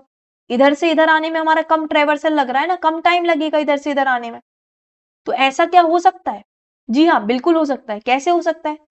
डिव क्या है? डिव पैराग्राफ का पेरेंट है। तो क्या हम पेरेंट को एक्सेस कर सकते हैं? हाँ, बिल्कुल कर सकते हैं। तो इस तरीके से ये हमारा क्या करता है, ये मेथड्स जो होती है पेरेंट, या फिर अगर आप यहाँ पे होते और इसका ये चाइल्ड को एक्सेस करना होता तो आप चाइल्ड का यूज कर सकते थे। तो आप इस तरीके से ये पेरेंट चाइल्ड वाली रिलेशन जो यहाँ पे है इसकी हेल्प से एलिमेंट्स को एक्सेस कर सकते हो। और ये H1 का ये क्या है, H1 का पैराग्राफ क्या है, सिबलिंग है, सिबलिंग है। तो आप ये सिबलिंग को भी एक्सेस कर सकते हो। तो मतलब आपका यहाँ से जो कंप्यूटेशन है, अभी तो आपका ये कोड एकदम छोटा सा है, सिंपल सा है, इतना कम हुआ। लेकिन अगर जब हमारा कॉम्प्लेक्स कोड बनता है जिसमें बहुत सारे डिव रहते हैं, बहुत सारे पैराग्राफ, बहुत सारे हमारे और टैग्स रहते हैं, तो उसमें क्या होता है, बहुत बड़ा हमारा ट्री बनता है। डॉक्यूमेंट ऑब्जेक्ट मॉडल बहुत बड़ा, ये जो ट्री स्ट्रक्चर है ये बहुत बड़ा बनता है, तो उसमें काफी ज्यादा टाइम लगता है। तो वो चीज रिड्यूस हो जाती है, इसकी हेल्प से हम कर सकते हैं, ठीक है। चलो अब ये देखते हैं पेरेंट चाइल्ड वाली जो हमारा ट्री वाली जो हम चीजें देखना चाह रहे हैं, अब हम वो चीज को हम समझेंगे ट्री स्ट्रक्चर में। अब जो हमारा ब्राउजर का HTML था, इस HTML को हम ट्री में कन्वर्ट करके एक्सेस करने की, समझने की कोशिश करेंगे, ठीक है। तो यहाँ पे हम लिखते हैं डोम ट्री को समझने की कोशिश कर रहे हैं यहाँ पे हम। तो नेक्स्ट, अभी ये सारी चीजों को हम क्लियर कर देते हैं, मतलब कमेंट आउट कर देते हैं। ये सारी चीजें हम पढ़ चुके हैं, ठीक है। अब ये इतना हमारा बिल्कुल सिंपल तरीके से ये हमारा कोड है HTML का, ठीक है। तो यहाँ पे हम एक काम करते हैं, न्यू फाइल ही बना लेते हैं। तो यहाँ पे हम बना लेते हैं डोम ट्री को, हम समझ रहे हैं तो डोम ट्री डॉट HTML। और यहाँ पे हम क्या कर देते हैं, इसको डे 5 के अंदर यहाँ पे एक्सक्लेमेटरी साइन लगा के पहले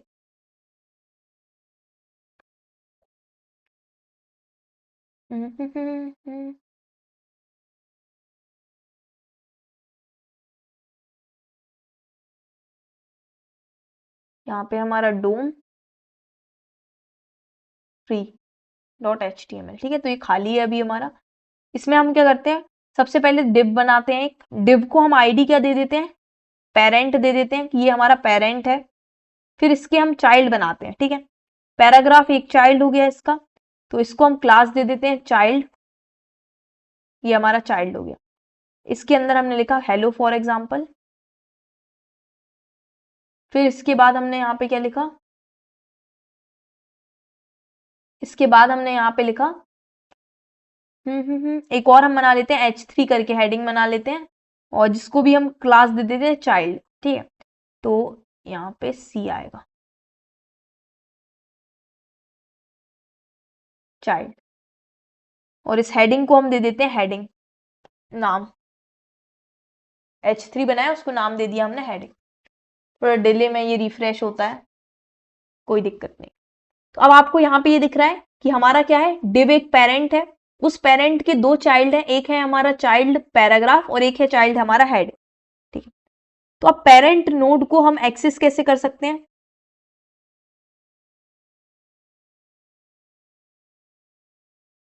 अगर हमें ये पूरी की पूरी पेरेंट नोड चाहिए, सॉरी ये है हमारी पेरेंट नोड डिव, तो ये पेरेंट नोड चाहिए, तो हम पेरेंट नोड को कैसे एक्सेस कर सकते हैं ये हम देखना चाह रहे हैं। तो यहाँ पे हम स्क्रिप्ट लिख लेते हैं पहले, तो script tag let p is equals to document dot query selector. हमें किसको सिलेक्ट करना है, हमें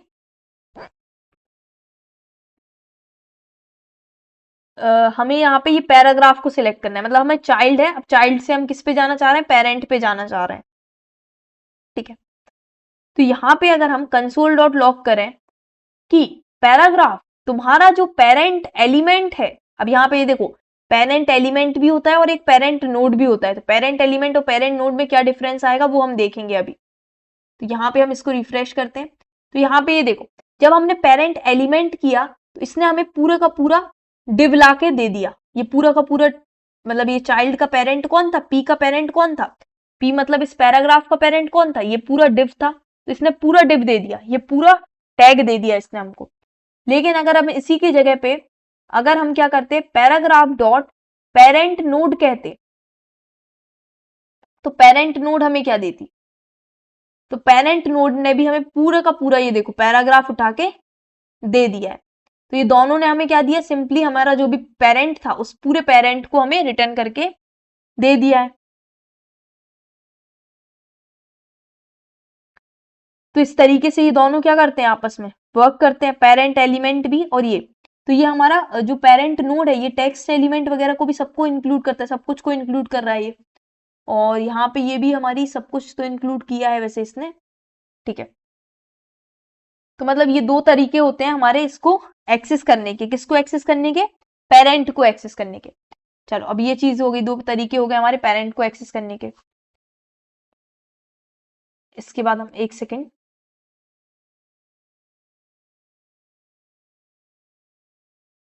ओके तो यहाँ पे हम पैराग्राफ देख रहे थे कि पैराग्राफ में हमने पेरेंट एलिमेंट और पेरेंट एलिमेंट भी देख लिया और पेरेंट नोड भी देख ली, ठीक है।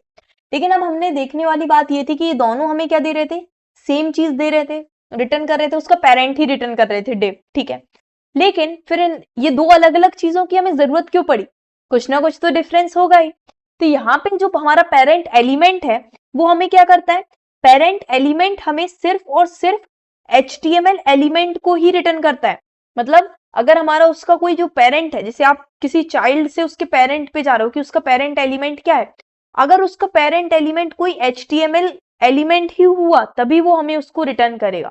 लेकिन अगर उसका पेरेंट एलिमेंट HTML एलिमेंट नहीं हुआ तो वो उसको रिटर्न नहीं करेगा। अभी ये वो आपको एग्जांपल से समझ में आएगा।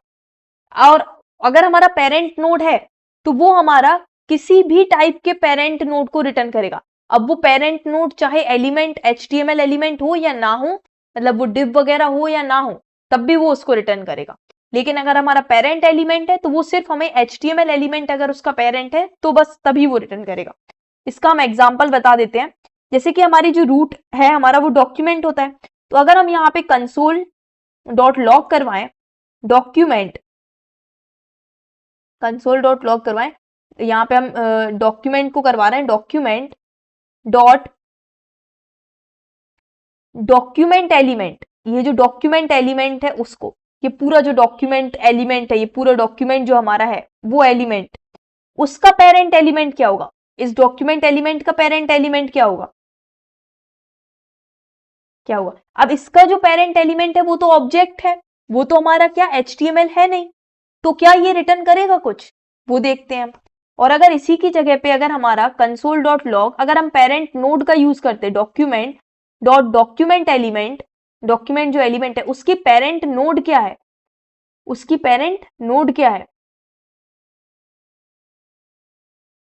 ठीक अब सही, तो क्या होगा चलो यहाँ पे देखते हैं। तो यहाँ पे अगर अब हम देखें, एक second, reference error, console is not defined, console की स्पेलिंग गलत लिखी है, कंसोल, ठीक है अब सही है। यहाँ पे अगर अब हम देखेंगे तो यहाँ पे इस वाली लाइन ने हमें नल रिटर्न किया है, मतलब जो हमारा पेरेंट एलिमेंट था ना ये अब फेल हो गया, क्योंकि हमारे डॉक्यूमेंट एलिमेंट का पेरेंट जो है वो हमारा HTML टैग है ही नहीं, HTML एलिमेंट नहीं है, तो ये फेल हो गया उसको बताने के लिए कि इसका पेरेंट क्या है। तो इसीलिए इसने क्या रिटर्न कर दिया, नल रिटर्न कर दिया। यहाँ पे ये देखो आपको ये नल मिल रहा है। लेकिन हमारा जब हमने पेरेंट नोड यूज किया तो उसको मतलब नहीं है कि आपका पेरेंट HTML एलिमेंट है या नहीं है, आपका पेरेंट जो भी हो चाहे वो HTML एलिमेंट हो या ना हो, हम तो पेरेंट को रिटर्न कर देंगे। तो इसने यहाँ पे आपका पूरा डॉक्यूमेंट को पेरेंट जो है वो पूरा डॉक्यूमेंट रिटर्न कर दिया है, पूरा आपका ये देखो HTML हेड बॉडी टाइटल इस पूरे का जो है वो पूरा का पूरा उसने रिटर्न कर दिया है पेरेंट। तो अब आपको ये पूरी चीज क्लियर हो गई होगी कि पेरेंट नोड और पेरेंट एलिमेंट में डिफरेंस क्या है। बस यहाँ पे आपको एक सिंगल लाइनर डिफरेंस पता होना चाहिए कि जो आपका पेरेंट एलिमेंट है वो सिर्फ और सिर्फ उन पेरेंट को रिटर्न करता है जो HTML एलिमेंट है, और पेरेंट नोड जो है वो हमारे किसी भी टाइप के पेरेंट को रिटर्न कर देगा चाहे वो HTML एलिमेंट हो या ना हो। तो ये पॉइंट आपका एकदम क्रिस्टल क्लियर हो गया होगा आई गेस। अब इसके बाद हम नेक्स्ट चीज को हमारी डिस्कस करते हैं। तो यहाँ पे हमने इसको लिया क्वेरी सिलेक्टर, पैराग्राफ को तो सिलेक्ट रहने तो कोई दिक्कत नहीं है, हो गया, ठीक है, हेलो पैराग्राफ सिलेक्टेड है। अब हमारी जो नेक्स्ट चीज है, अब हमारी चाइल्ड वगैरह की जो प्रॉपर्टीज वगैरह है वो सारी अब हम डिस्कस करेंगे। पेरेंट को तो एक्सेस करना देख लिया हमने, पेरेंट नोड की दोनों प्रॉपर्टी देख ली। अब हम बात करेंगे चिल्ड्रन की। ये हमने किसकी बात की थी, पेरेंट की बात की थी, यहाँ पे हमने बात की थी पेरेंट, ठीक है। अब हम बात करेंगे चिल्ड्रन की।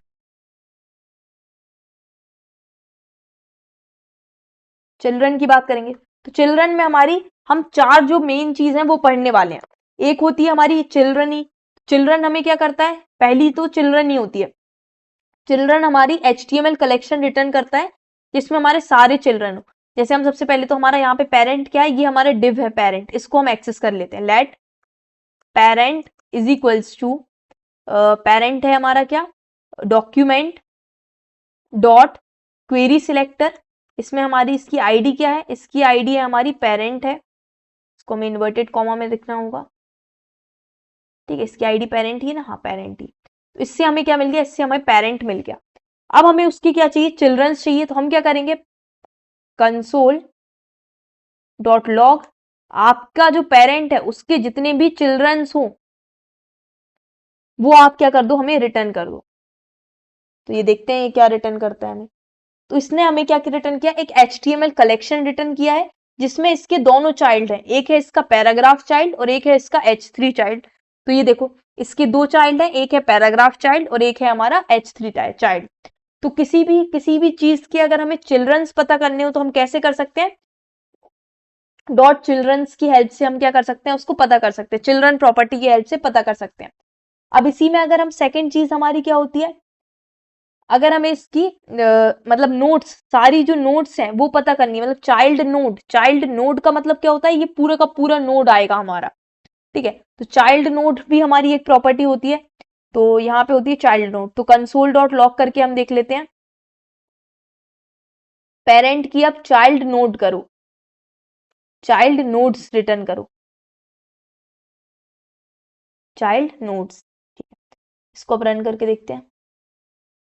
चाइल्ड नोड्स हमें क्या रिटर्न करती है, देखो नोड लिस्ट रिटर्न करती है। अब यहाँ पे आप देखोगे तो ये क्या करती है, हर एक चीज को, नोड लिस्ट हमारी हर एक चीज को इंक्लूड कर रही है, मतलब ये हमारी टेक्स्ट नोड को भी इंक्लूड करती है और जो आप स्पेस ले रहे हो ना न्यू लाइन, उसको भी इंक्लूड कर रही है। कैसे, यहाँ पे देखो, अब इसके चाइल्ड नोड अगर आप देखोगे तो इसकी चाइल्ड तो दो ही चाइल्ड है, आपको लग रहा है दो चाइल्ड है, एक है पैराग्राफ और एक है हमारा H3, जैसा कि आपको किसने रिटर्न करके दिया था, आपके चिल्ड्रंस ने रिटर्न करके दिया था दो बस। लेकिन यहाँ पे ये 5 क्यों रिटर्न कर रहा है, ये 5 इसलिए रिटर्न कर रहा है कि जब आपने यहाँ पे ये न्यू लाइन दी ना, इस न्यू लाइन को एक टेक्स्ट नोड समझ रहा है वो, तो इसने आपने यहाँ पे जो एंटर किया है, ये एंटर, इस एंटर को यहाँ पे, ये न्यू लाइन आपने स्टार्ट की पैराग्राफ के लिए, तो उसको वो क्या समझ रहा है, एक टेक्स्ट नोड समझ रहा है।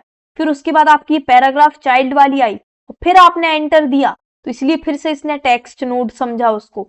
फिर इसके बाद आपने H3 लिया, फिर आपने एंटर मारा तो उसको टेक्स्ट नोड समझा, इसीलिए इसकी जो ये 5 हुई। अगर आप यहाँ पे कमेंट लिख देते ना, फॉर एग्जाम्पल कमेंट लिखा आपने यहाँ पे,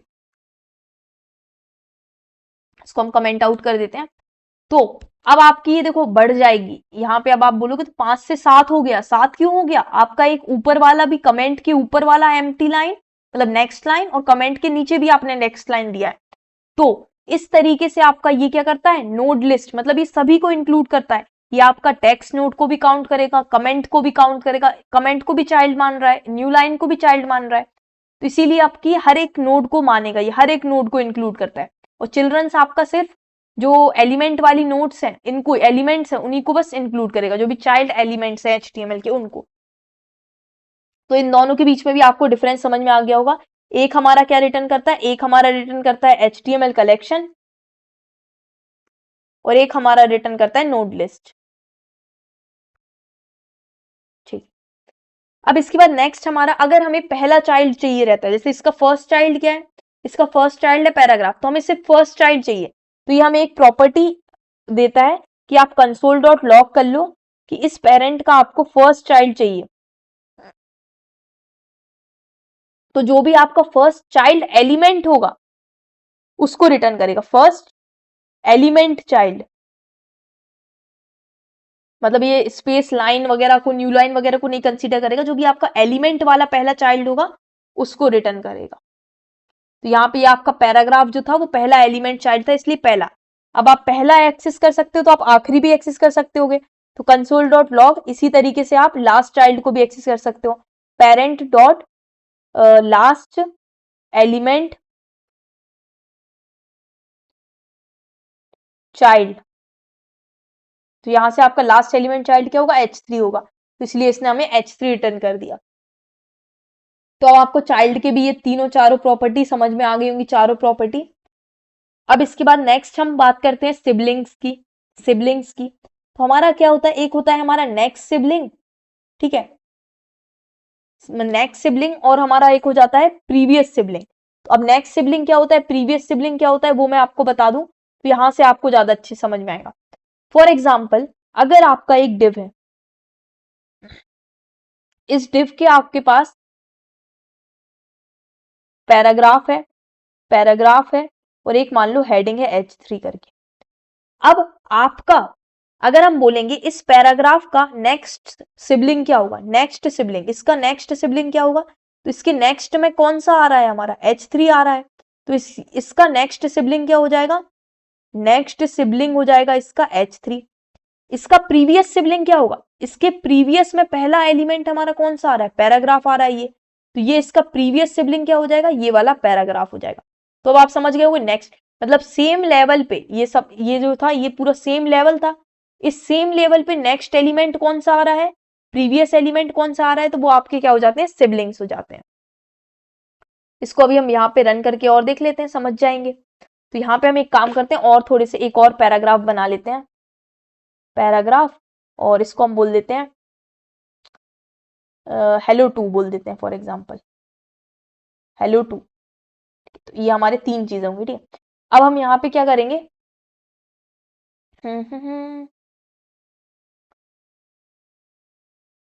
इसको भी हम क्लास दे देते हैं, फॉर एग्जाम्पल child2 क्लास दे दी इसने हमको। अभी तो हम सब सेम लेवल पे, सब ही सेम लेवल पे। तो अब हम क्या करना चाहते हैं, इसका जो child2 है उसको पहले एक्सेस करना चाहेंगे। अब इसको हम क्लोज कर देते हैं क्योंकि ये सारी चीजें हम डिस्कस कर चुके हैं। अब हम सिबलिंग्स की बात कर रहे हैं,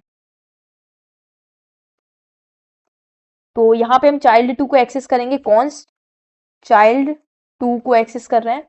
तो यहाँ पे हम करेंगे डॉक्यूमेंट डॉट गेट, गेट नहीं, क्वेरी सिलेक्टर कर लेते हैं, क्वेरी सिलेक्टर, और यहाँ पे हमारी क्लास क्या है, उसकी child2 उसकी क्लास है, आप उसको एक्सेस कर लो। तो इससे आपका आ गया होगा। अब उस child2 का, इस child2 का नेक्स्ट सिबलिंग क्या है हमारा, इसका नेक्स्ट सिबलिंग है हमारा H3। तो इसका अब हम नेक्स्ट सिबलिंग को जानने की कोशिश करते हैं। तो कंसोल डॉट लॉग करते हैं हम कि जो आपका child2 है उसका जो आपका नेक्स्ट एलिमेंट सिबलिंग है उसको आप बता दो क्या है आपका नेक्स्ट एलिमेंट सिबलिंग। तो उसने बोल दिया कि मेरा नेक्स्ट एलिमेंट सिबलिंग है H3, जैसा हमारा एक्सपेक्टेड था वैसे ही आया। अब ऐसे ही हम सिमिलरली अगर हम उस child2 का प्रीवियस सिबलिंग देखना चाहें तो प्रीवियस एलिमेंट सिबलिंग हमारा क्या होगा, पैराग्राफ होगा। तो ये इसने दे दिया पैराग्राफ, जिसकी क्लास है चाइल्ड, और हेलो उसका है, अंदर टेक्स्ट है। तो इस तरीके से हमने दोनों सिबलिंग को क्या कर लिया, एक्सेस कर लिया, ठीक है। तो अब हम ये समझ गए हैं कि हम कैसे कैसे चीजों को एक्सेस कर सकते हैं।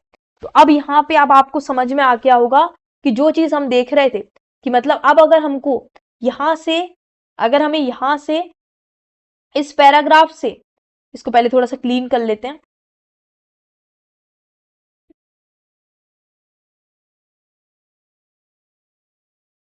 ठीक है। तो यहाँ पे हमारा ये पैराग्राफ इसका चाइल्ड है। तो अगर हमारे पास फॉर एग्जाम्पल हम यहाँ पे आ चुके हैं और अब हमें इसके पेरेंट पे जाना है, तो हमें यहां से पूरा ट्रेवर्स करने की जरूरत नहीं है। हम सिर्फ क्या करेंगे, हम इसका बोलेंगे कि आप इस पैराग्राफ का पेरेंट एलिमेंट दे दो, तो हम पेरेंट एलिमेंट दे दो तो हम इस पे एक्सेस कर लेंगे। अगर हमें इसका सिबलिंग चाहिए, प्रीवियस सिबलिंग, तो हम बोलेंगे तुम्हारा प्रीवियस सिबलिंग दे दो तो हम इसको एक्सेस कर सकते हैं। हम हमें पूरा ट्री ट्रेवर्स करने की जरूरत नहीं, हम डायरेक्टली यहां से एक्सेस कर सकते हैं। अगर हम यहाँ पे हैं और हम चाहते हैं इसका चाइल्ड चाहिए, तो हम बोल देंगे चाइल्ड एलिमेंट दे दो आप, ठीक है। अब अगर आपको लास्ट चाइल्ड चाहिए तो हम बोल देंगे last child element, last element child दे दो। फर्स्ट एलिमेंट चाइल्ड चाहिए तो हम बोल देंगे फर्स्ट एलिमेंट चाइल्ड दे दो। अगर सारे चिल्ड्रंस चाहिए तो हम डॉट चिल्ड्रंस कर देंगे। इस तरीके से हम क्या कर सकते हैं, ट्रेवर्स कर सकते हैं, नीचे भी, ऊपर भी और साइड में भी। ठीक है, तो अब आपको समझ में आ गया हम कैसे हमारे ट्री पे ट्रेवर्स कर सकते हैं। अब अगर हमें जो चाइल्ड है उनको रिमूव करना हुआ तो हम कैसे रिमूव कर सकते हैं। फॉर एग्जाम्पल जो हमारा यहाँ पे पेरेंट क्या है, आईडी है इसकी पेरेंट, तो इस पेरेंट को एक्सेस कर लेते हैं। पेरेंट को हमने कहाँ एक्सेस किया था, ये पेरेंट। ठीक है, तो ये पेरेंट हो गया। अब इस पेरेंट के हमें फर्स्ट चाइल्ड को फॉर एग्जाम्पल रिमूव करना है, हाउ टू रिमूव चाइल्ड। ठीक है, यहाँ पे हम पढ़ रहे हैं रिमूव चाइल्ड। अब अगर हमें फर्स्ट चाइल्ड को रिमूव करना हुआ तो हम कैसे करेंगे फर्स्ट चाइल्ड को रिमूव। फॉर एग्जाम्पल यहाँ पे हमें फर्स्ट चाइल्ड को क्या करना है, रिमूव करना है। तो हम क्या करेंगे, हमारा यहाँ पे ये क्या देगा, सारे चाइल्ड हमें इसके मिल जाएंगे, पेरेंट के सबसे पहले तो सारे चाइल्ड हमें चाहिए। यहाँ पे हमारी एक रिमूव चाइल्ड होती है प्रॉपर्टी, रिमूव चाइल्ड। चाइल्ड हमें किसका चाइल्ड, पेरेंट का जो फर्स्ट चाइल्ड है, फर्स्ट एलिमेंट चाइल्ड है।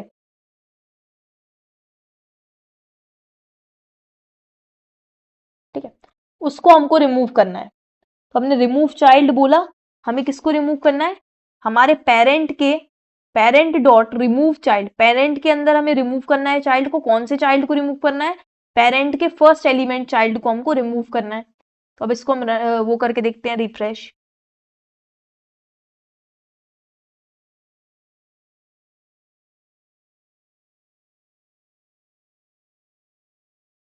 बहुत ही ज्यादा टाइम लेता है। ठीक है, हाँ तो ये देखो, यहाँ से हमारा जो हेलो था वो हमारा पहला चाइल्ड था, वो हमारा रिमूव हो चुका है। ये हेलो हमारा पैराग्राफ ये रिमूव हो चुका है, इसीलिए यहाँ पे हमें हेलो शो नहीं हो रहा। तो इस तरीके से हम रिमूव कर सकते हैं, पेरेंट के रिमूव करना है हमको चाइल्ड को। कौन सा चाइल्ड रिमूव करना है, पेरेंट का पहला चाइल्ड हमें रिमूव करना है। इसी तरीके से अगर हमें लास्ट चाइल्ड रिमूव करना होता तो हम बोलते लास्ट एलिमेंट चाइल्ड। तो इससे हमारा जो लास्ट एलिमेंट चाइल्ड होता है हेडिंग रिमूव हो गई। देखो अब आपको समझ में आ गया किस तरीके से हम रिमूव कर सकते हैं। तो अब हम पहले क्या करेंगे, अब हम पढ़ेंगे सबसे पहले तो क्रिएट एलिमेंट पढ़ लेते हैं। मतलब अगर हमें न्यू एलिमेंट को क्रिएट करना हुआ, how to create new element in a DOM, मतलब हमें एकदम नया एलिमेंट H2 क्रिएट करना है, H2 यहाँ कहीं डालना हुआ या फिर H2 को इसकी जगह H2 लाना हुआ, तो वो सब चीजें हम कैसे करते हैं, एक नया पूरा HTML लिखना जावास्क्रिप्ट की हेल्प से, वो चीज। तो एक काम करते हैं, उसको हम नेक्स्ट वीडियो में स्टार्ट करेंगे, क्योंकि ऑलरेडी ये वीडियो काफी ज्यादा लेंदी हो चुका है। तो वो एकदम न्यू टॉपिक से हम एकदम स्क्रैच से स्टार्ट करेंगे नेक्स्ट वीडियो में। तो इसी के साथ इस लेक्चर को यहीं पे कंप्लीट करते हैं। मिलते हैं एक और न्यू और एक्साइटिंग वीडियो के साथ। तब तक के लिए बाय बाय।